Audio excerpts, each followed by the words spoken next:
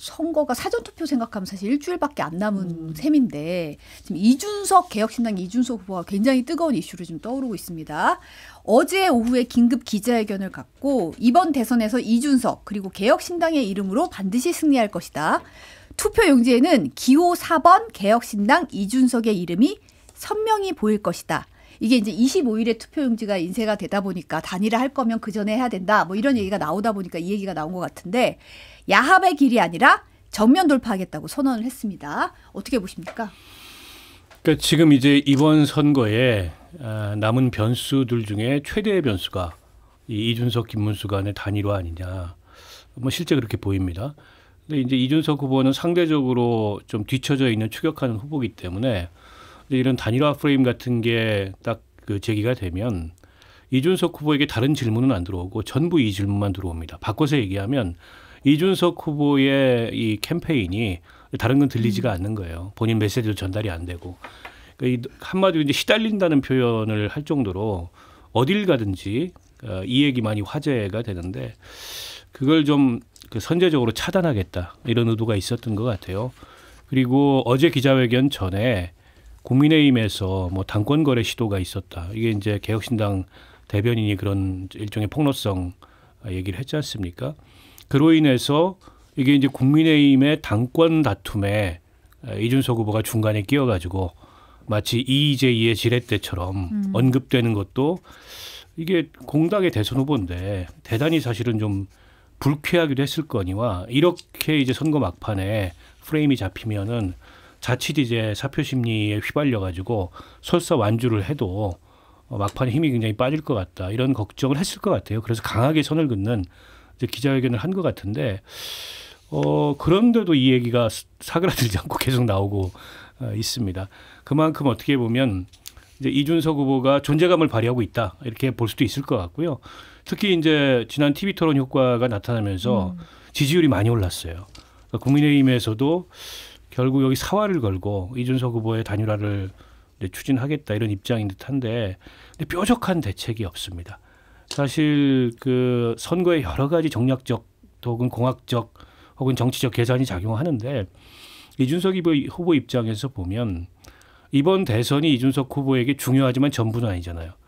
근데 이제 김문수 후보나 소위 말하는 이제 그 당의 친윤 주류 세력들은 사실은 뭐 이번 선거가 전부이자 마지막일 수도 있어요. 근데 이준석 후보는 최소한 10년 혹은 뭐 한 20년의 정치 시간표를 가지고 혹은 설계도를 가지고 이번 대선에 임하고 있는데 안 맞는 거죠. 서로 간의 정치적 이해관계도 안 맞고 비전이 안 맞는 거죠. 그래서 이게 객관적으로 이루어지기 어려운 단일화다 저는 이렇게 봅니다. 역설적으로 보면 이준석 후보와 김문수 후보가 단일화를 해서 시너지를 올릴 수도 있다라는 가능성이 넓어지는 그 와중이 아니겠느냐 이런 해석도 가능할 것 같거든요.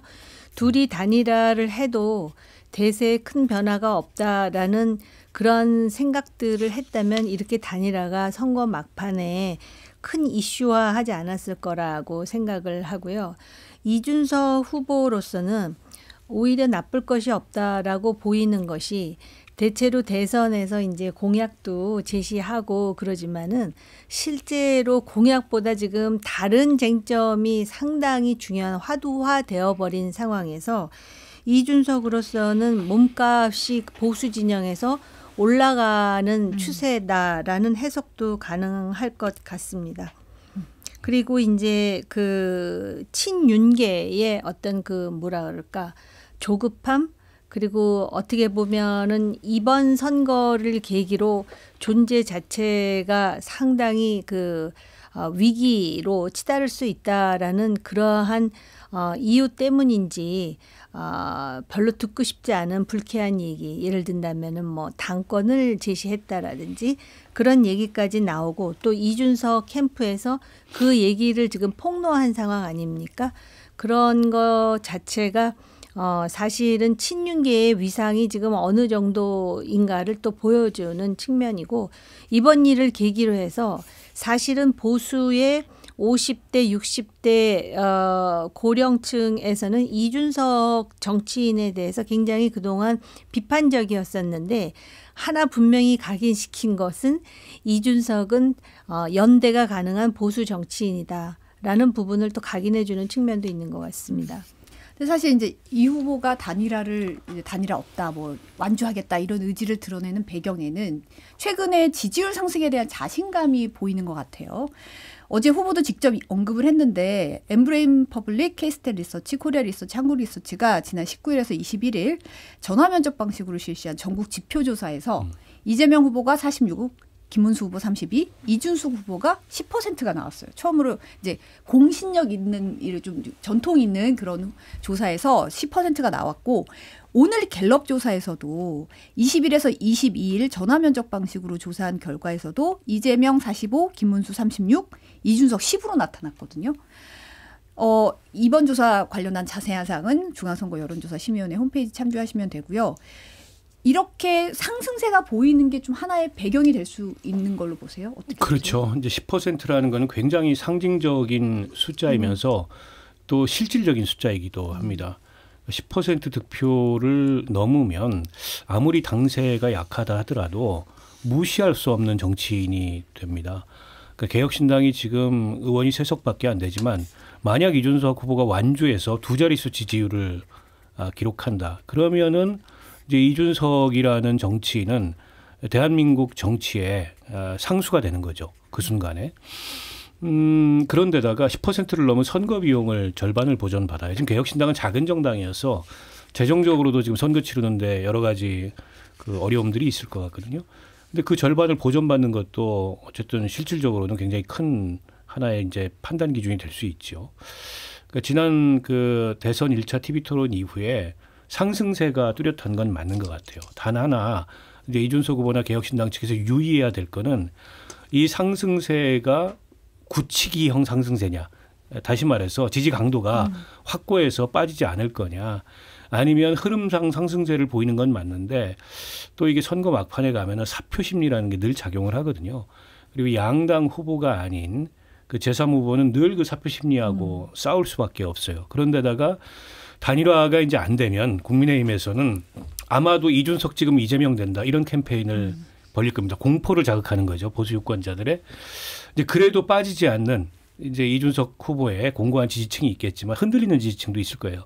이제 그거를 어떻게 지킬 거냐 뭐 이런 게 이제 관건일 텐데 어쨌든 추세상 이렇게 여론조사 흐름이 상승세로 나타나는데 거기서 갑자기 단일화를 할 이유는 없잖아요. 하더라도 최고점에서 최대의 지분을 가지고 최대의 몸값을 받으면서 하게 될 텐데 그래서 이준석 후보로서는 지금 이제 단일화로 프레임이 잡히는 거를 어떤 측면에서 봐도 원하지 않을 것 같아요. 그러니까 오늘 2차 토론회가 예정이 돼 있는데요. 그러니까 2차 토론회에서도 이제 상당한 이제 뭐 경론이 좀 예상이 되지 않습니까? 그러니까 2차 토론 이후에 그 토론회의 성적표, 그에 따른 여론 변화의 추이 이런 것까지 종합적으로 살피지 않을까 그렇게 예상합니다. 지금 박 의원님 말씀하셨듯이 2자릿수 여론 지지가 나왔다라는 거는 굉장한 의미인데다가 이게 이제 2자리가 확고해지면은 사표 심리가 덜 발동하게 되는 측면이 있고요. 그리고 지난 TV 토론 때만 하더라도 TV 토론이 큰 의미가 없다는 것이 일반론이었는데 시간이 가면서 경제 토론이었음에도 불구하고 결국 TV 토론으로 민주당이 상당히 여러 가지로 수세에 처하는 그런 상황이 되었고 그 중심에는 이준석 후보의 호텔 경제학이라든지 커피 원가 120원이 분명히 있었던 것이 사실입니다. 다른 이슈도 있지만 그래서 이제 오늘 사회 토론이라든지 향후의 정치 토론에서 과연 본인이 그 특유의 어떤 그 실력을 어느 정도까지 보여줄 것이며 또 많은 사람들이 이준석의 스타일에 대해서 문제를 삼는데 그 부분을 얼마나 이제 교정하고 나올 것인가 이런 부분도 관전 포인트가 될 것 같고요. 단일화와 관련해서는 물론 선거 막바지에 몸값을 올리려 한다라는 얘기를 국민의힘 일각에서는 하는데 저는 조심스럽지만 하지 않을 거라고 생각합니다. 이것도 아까 박 의원님 말씀하신 것 중에 본인의 정치 인생은 다른 기성 정치인에 비해서 상당히 긴데 이러한 와중에 계엄 선포에 대해서 매우 애매모호한 입장을 취했을 뿐만 아니라 결국 그 결과로 탄핵까지 당한 정당의 후보와 단일화를 해가지고 자신의 어떤 국민의 자신에 대한 정치적 신뢰라든지 또는 기대를 지금 추락시킬 필요가 없다라는 정치적인 고려를 하지 않을까 이런 생각을 합니다. 근데 아까 뭐 댓글로 이광호 님도 이제 지적을 하셨는데 기자회견문을 보면 콕 집어서 단일화는 없다, 단일화 안 한다 이런 말을 명확하게 하진 않고 이제 투표용지에 개혁신당 이준석이 이름이 있을 것이다 이런 식으로 얘기했는데 사실 막판에 단일화에도 투표용지에 이름은 있잖아요. 아니요. 이러다 보니까 이제 뭐 좀 마지막 이게 일각에서는 그래도 여지를 좀 남긴 거 아니냐, 이거 몸값 최대한 올리려는 전략이다, 이거 마지막까지 가봐야 된다, 뭐 이런 얘기도 나오긴 하거든요. 이준석의 심리 속에는 단일화를 하려면 내가 중심이 되는 단일화여야 한다라는 말을 하는, 그러니까 단일화를 안 하겠다라는 거는 내가 단일화의 과정에서 흡수된다라고 사람들이 일반론으로 생각하는데 오히려 이준석 후보는 자기가 뭐 날짜는 얼마 안 남았지만 10% 이상으로, 그래서 많은 보수 지지층에게 생각을 돌리게 하는 하나의 동인을 만들어서 단일화의 후보는 본인이어야 된다라는 생각은 하고 있기 때문에 단일화는 없다라고 굳이 단정적으로 자기의 어떤 행동 반경을 제한시킬 필요가 없지 않겠습니까? 그 계산일 거라고 보는데요. 그래서 뭐 여지라기보다도 그러니까 이제 단일화 없다는 것에 조금 더 극적 표현, 투표용지에 내 이름이 선명하게 있을 것이다. 뭐 이런 정도로 저는 이해가 되고요. 근데 이제 국민의힘에서는 어떻게든 여지를 찾으려고 단일화 안 한다는 뭐 강한 부정은 없었다. 그건 거꾸로 이제 단일화의 가능성을 시사하면서 몸값을 더 높이겠다는 거 아니냐, 뭐 이런 해석이 나오는데 이제 그렇게 보이지는 않아요. 그리고 약간의 이제 전공법이 저는 필요하다고 생각해요. 국민의힘이 정말 이준석 후보하고 단일화를 진심으로 원하고 그걸 성사시키려고 한다면 계엄 내란에 대해서 지금까지하고는 다른 입장을 좀 가져야죠. 특히 김문수 후보가. 근데 김문수 후보는 얼마 전에 윤석열 전 대통령 영화 관람한 거에 대해서도 다소는 좀 어정쩡한 반응과 발언을 했잖아요. 근데 그런 태도로는 이준석과 단일화가 굉장히 어렵다라는 거고요. 두 번째는 인적인 쇄신이 있어야 됩니다. 이를테면 이준석 축출 과정에서 가장 날카롭게 각을 세웠던 사람들이 있어요. 친윤들 중에도. 네. 근데 그런 분들이 지금 선대위에 전면에 서 있거나 이러면 좀 곤란하죠. 물론 이건 이제 단일화의 조건이 될 수도 있습니다. 그런 사람들 다 뒤로 물리는 게. 근데 이런 거를 좀 선제적으로 하고 나서 이준석 후보에게 손을 내밀어야 되는데 한다는 얘기가 뭐 단일화하면 당권 줄게. 아니 당권이 친윤의 호주머니 속에 있는 뭐가 아니잖아요. 꺼내가지고 오늘은 뭐 이준석한테 주고 또 이준석이 아닌 것 같은 다른 사람한테 주고 이런 게 아니잖아요. 근데 그런 게 좀 이제 이준석 후보 입장에서는 뭐 가능하지도 않고 가당치도 않은 걸 가지고 거래를 함으로써 이제 본인을 흔들게 하고 있다. 오히려 좀 반감만 살 것 같아요. 그래서 접근 방식도 대단히 제가 보기엔 잘못됐고 실질적인 노력도 사실 없는 거죠. 그런 면에서 그렇게 보여요. 자, 그런데 이런 와중에 이제 명태균 씨가 등장을 했습니다. 이준석 후보가 어제 국회에서 긴급 기자회견 갖기 전에 주한 미국 상공회의소 간담회를 마친 뒤에 기자들과 질의 시간을 가졌는데 이 자리에 서울의 소리 이명수 기자가 명태균 씨와 통화했냐고 물었거든요. 이 상황 잠시 영상으로 보고 오겠습니다. 서울의 소리 이명수 기자님. 예. 어제 5시경에 정치 브로커 명태균 씨하고 통화하셨죠? 어떤 게요? 정치 브로커 명태균 씨하고 통화하셨죠? 저한테 연락이 왔습니다. 연락 왔습니다. 네. 무슨 얘기 하셨습니까? 저는 그때 뭐 다른 거는 기억 안 나고 본인이 뭐 하고 싶은 말 이렇게 했던 건데 내용이 기억나지 않습니다. 단일화 관련돼서 얘기하지 않았습니까? 단일화 관련해 얘기도 했는데 그걸 뭐 제가 명태균 씨한테 조언드릴 위치는 아니라고 생각합니다. 어제 명태균 씨하고 몇 분 정도 통화하셨어요? 전혀 뭐 길게 통하지 않았습니다. 대충이라도 1분도 안 한 것 같은데요. 1분도 안 했어요. 네. 제가 뭐 그걸 시간을 재보진 않았지만은 뭐 단일화에 대해서 그분이 무슨 생각을 갖고 있던지 제 입장에 하나도 변한 게 없지 않습니까? 어제 말고도 전화 자주 옵니까? 아니요. 어디 처음이었어요? 예, 최근에 저는 명태균 씨 전화를 받은 적이 없는데요. 뭐 상의할 내용도 없습니다. 제가 뭐 굳이 의심살 만한 행동하겠습니까? 예. 일단 이준석 후보가 명태균 씨와 통화한 사실은 인정을 했어요. 정리해보면 그제 오후 5시쯤 명태균 씨가 전화를 걸어와서 1분 미만 정도로 통화를 했다고 했고 내용이 기억이 나지 않는다고 했다가 이명수 기자가 단일화 관련 아니냐라고 물으니까 단일화 관련한 얘기도 했는데 제가 명태균 씨에게 조언들을 위치는 아니라고 답했거든요. 이 부분 어떻게 보세요? 근데 이제 저것만 가지고서는 어떤 내용의 통화가 있었을 것이다 이렇게 추정하거나 뭐 그러기 좀 어렵고요. 근데 명태균 씨는 또 어디 기사를 봤더니 저에 대해서 불분명하게 좀 얘기를 하더라고요. 그러니까 이준석 후보가 통화한 사실을 시인했다는 것에 대해서 본인도 그걸 갖다 인정하는 게 아니고 다소 애매모호하게 얘기를 그 부분도 저희가 이제 녹취록을 준비했는데요. 네. 하고 내용에 대해서도 명태균 씨도 특별히 얘기하는 게 없어서 아니 두 사람이 뭐 이전에 관계가 있었으니까 명태균 씨가 전화했을 수 있죠. 전화해서 이런저런 돌아가는 상황에 대해서 궁금한 거를 물었을 수도 있고 또 이분이 뭐 자칭 컨설턴트 아닙니까? 자기 의견을 얘기했을 수도 있겠죠. 근데 그에 대해서 이준석 후보가 어떤 반응을 했는지야 뭐 알 수 없죠. 그러나 본인 얘기는 나는 별 반응 안 했고 그 영향을 받지도 않는다. 현재까지는 뭐 그 이상 뭘 우리가 다른 어떤 추측을 할 수 있는 그런 근거는 없는 것 같아요. 어쨌든 두 사람이 여전히 통화는 하는 사이구나. 이걸 알게 된 거죠, 뭐.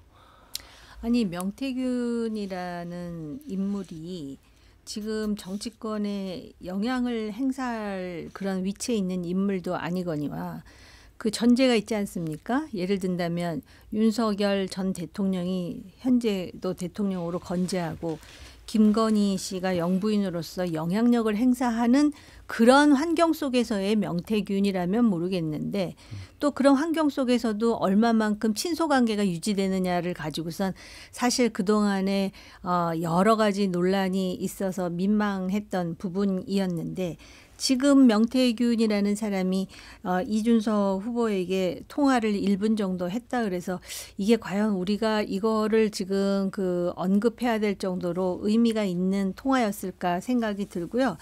이준석 후보가 전화 왔었냐 하니까 왔었다 1분 동안 통화했다라고 얘기하는 거는요. 오히려 아무 내용이 없었기 때문에 본인이 당당하게 사실 그 자체를 얘기할 수 있는 부분이라고 보여집니다.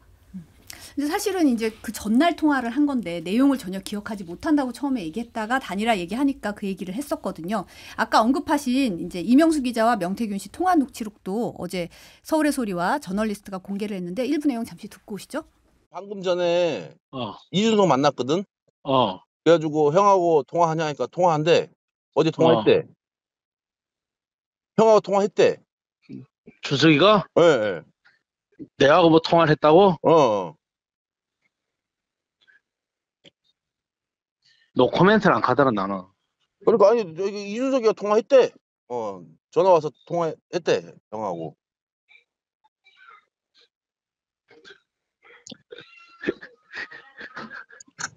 왜 형님?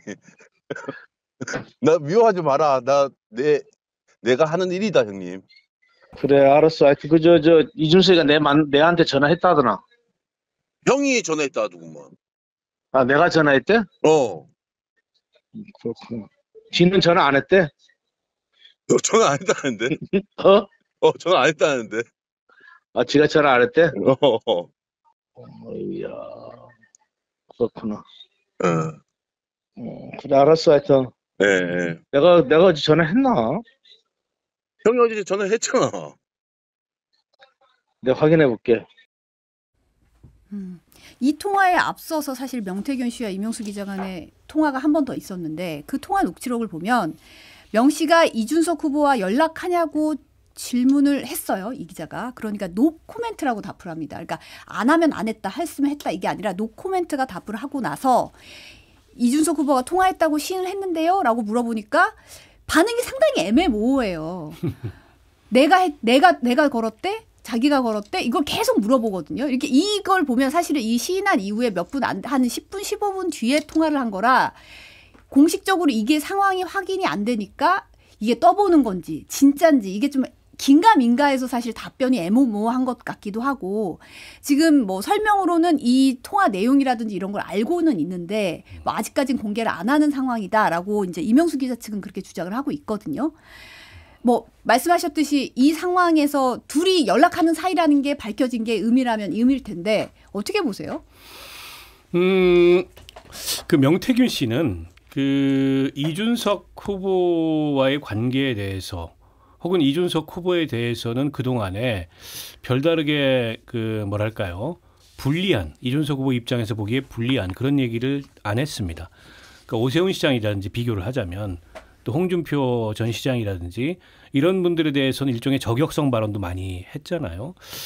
근데 이준석 후보와도 상당 기간 이게 교육 관계를 유지하고 통화도 하고 또 여론조사 관련돼서도 뭐 이런저런 서로 간에 그 협력도 있었고 한 것 같은데 지금도 그 관계가 일정하게 유지되나 보다 이런 짐작은 할 수 있을 것 같아요. 그러나 지금 저 영상에서 말하는 통화에서 무슨 얘기를 했는지 그건 뭐 저희가 알 도리가 없습니다. 네. 그건 그냥 여러 가지 상상력의 영역인 것 같고 아마 이제 그 질문을 하는 기자의 의도는 이 단일화 문제를 가지고 명태균 씨한테 조언을 받는 거 아니냐 이준석 후보가 혹은 조언을 구한 거 아니냐 이제 이 심증을 가지고서 그걸 이제 취재를 하고 있는 것 같은데 지금까지 저 취재 내용으로만 봤을 때 딱히 또 그걸 단정하기도 좀 어려워요. 이준석 후보도 인정하는 것도 아니고 명태균 씨도 인정하는 것도 아니기 때문에 명태균 씨가 오히려 좀 뭘 알려지는 걸 꺼려하는 듯한 태도잖아요. 이제 그럴 수 있을 것 같아요. 명태균 씨는 여전히 지금 수사 재판 중에 있는 사람입니다. 피의자 신분이죠. 예, 때문에 본인이 이런 류의 더군다나 보석으로 출소했거든요. 이런 류의 연락을 정치인들과 계속 주고받는다는 게 자기 재판에 이렇게 유리하지 않을 거예요.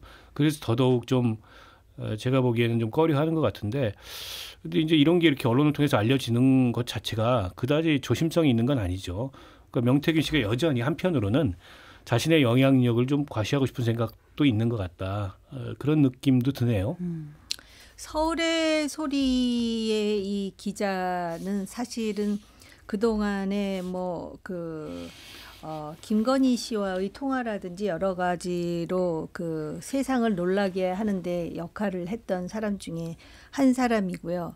그리고 그냥 제가 개인적으로 볼 때 지금 이준석 후보와 김문수 후보 간의 어떤 단일화와 관련해서 모종의 흑막이 있는 것 같다라는 인상을 강하게 보여줌으로써 이거 자체가 정당하지 못하다라는 그런 그 인상을 주려고 하나. 왜냐하면 여기 보면은 친윤 의원들의 당권 거래 제안에 대해서 이준석 대표 쪽에서 뭘 흘렸는데 그 흘린 내용이 더 내놔라는 얘기고 뭐 이런 얘기가 지금 녹취록에 따르면 나온다 뭐 그런 보도 비슷한 게 나왔잖아요. 이제 명태균 씨가 이명수 기자에게 이준석 대표 쪽에서 흘렸던 거는 뭐냐면 더 내놔라는 내기다. 그래야 협상이 될 거 아니냐. 상대가 갖고 있는 카드가 뭔지 알아야 할 거 아니냐라고 얘기를 해준 거예요. 단일화에 대해서. 명태균이라는 사람도 그동안에 수없이 많은 얘기를 해서 전국적으로 이름이 알려진 사람이지만 모든 얘기가 사실에 입각해서 얘기를 했던 것은 아닌 것으로 제가 지금 언론 보도상 확인하고 있고요. 그다음에 이준석 후보가 그랬다는 게 아니라 이준석 대표 쪽에서 그랬다 이렇게 나오잖아요. 그러니까 그리고 이제 그동안 본인이 또 친윤계 누구랑 만났던 것도 보도가 된 부분이 있어요. 그래서 사람마다 본인은 아직까지도 내가 이런 역할을 공식적으로 말하고 싶지 않지만은 했다라는 얘기를 본인이 치다하다고 생각하는 서울의 기자를 통해서 얘기를 하는 것이고, 서울의 소리 기자가 이런 얘기를 하는 데는 이 단일화 뒤에 이런 식의 주고받기가 있을 가능성이 크다라는 이 암시를 하기 위해서 하는 것 같은데, 중요한 건 무엇이냐? 정치에서는 결과예요. 그래서 지금 단일화가 구체화되느냐 안 되느냐, 지금 단일화를 하고 싶어도 날짜가 안 될걸요. 물론 하고 싶지 않다라는 그 선을 분명히 이준석 후보는 지금 긋고 있고요. 단지 문제는 이준석 후보 진영에서 나온 얘기 있잖아요. 친윤계가 당권 거래를 제시했다라는 거. 이거는 굉장히 큰 논란이 될 수 있겠죠.